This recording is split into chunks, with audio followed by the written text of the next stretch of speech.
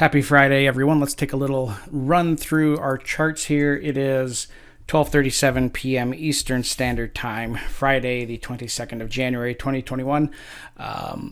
We've got a few hours left in the market, but let's just take a look at what we've got going on here. So the euro, that's what chart I've got pulled up here right now.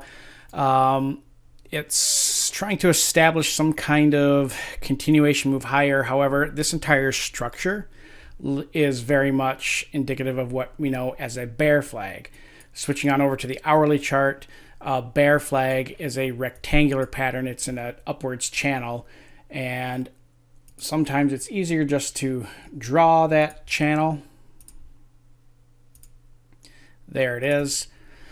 And the theory is that as prices trade within this flag pattern, eventually they will come back down to the bottom of the channel. Eventually prices will break out lower, restarting the move south. Very strong continuation pattern.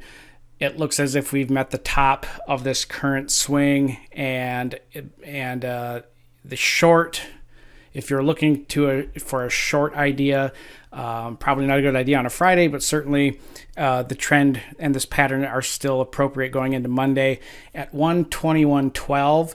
That is probably the zone that looks the best to short, or you could do it a little bit more conservative at 120.74, or you could play ultra conservative, wait for price to break down below the channel, and then have a retest. And as long as we don't start trading back into the channel and higher, as long as this holds as resistance, this angle, then we have a confirmed breakdown in price. Why don't we zip on over to the dollar index? I've been talking about the dollar index the last couple of weeks, so that we should expect to see a bounce in this guy over the next few weeks here. Certainly this week has been a pretty good down week. However, unless something changes in the next few hours, which, I mean, this is currencies, anything can happen, we do have a higher low. We have a higher high and a higher low for the week. And we are, even though we're down on the dollar index, we're still holding and maintaining a pretty good support structure here. We'll zip on over to the dollar Swiss, actually, so we can get some volume. We looked at this a little bit yesterday. The dollar Swiss, looking at that volume profile, you can see here that we've been filling it in pretty nicely. What's interesting is that if we measure the date range, so if we look at this volume profile here, this high volume node, we measure out, how many bars were in this range during that period. We get roughly 129 days or 91 bars. And then we look at where we are now, and we've been in this for 49 days, and we're over half. We've traded over half of the volume of this high volume node in less than half of the time. You could say that it's about a third of the time if you're going to go by how many trading days it's spent. So this is a good sign that there's a strong support zone down here.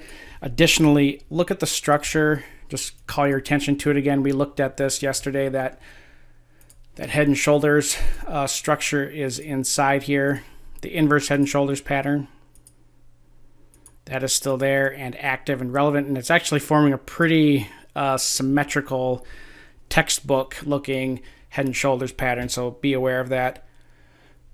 We look at the Aussie dollar. It's down 0.6 today.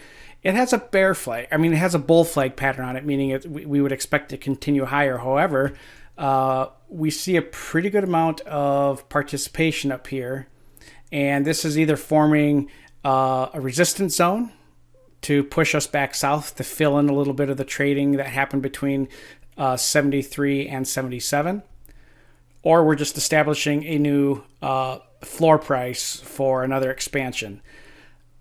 This is cyclically and GAN-wise, we should expect to see prices to fall, and we've talked about that a little bit as well. A drop here over the next 30, a fall over a 30 to 45 day period to retest 73 even is a very likely scenario. As we're talking, the dollar index is ticking up a little higher. So is the Swissy. So yeah, as we're moving into next week, expect some changes into a lot of these pairs. There's a lot can happen between now and the weekend, and then certainly watch for gaps on the Sunday open, because there's a lot of setups here that are going to fake a lot of people out. Because the entire scenario I'm talking about is very visible, it's very apparent, it's very noticeable that this is a head and shoulders pattern, and it is the head and shoulders pattern is one of the most profitable patterns that exists. However, it is also one of the most traded against patterns, meaning that professionals know that this is there. They know that retail traders like to trade head and shoulders patterns because they're easily identifiable. And so these are perfect trap plays for people who know what they're doing, meaning a whole bunch of new people and amateur traders and aspiring traders are wanting to trade this. And so what do? You trade against them. You actually short the break as opposed to go long on the break. And what that does is it sucks in all these retail traders who, after this retraces about 20 pips, a lot of them abandon their positions. They come in on the selling side, and ultimately it just flushes price down lower. So just be aware of that, especially when this kind of a thing forms up over on a Friday, and then we transition into a new week. Just be very careful of this. Watch out for these markets. They're going to be pretty interesting moving forward here after the month of January. Next week is our last full week of trading for the month of January, and first month of the year is almost over. That seems like it goes faster every year. Seems like time goes by faster.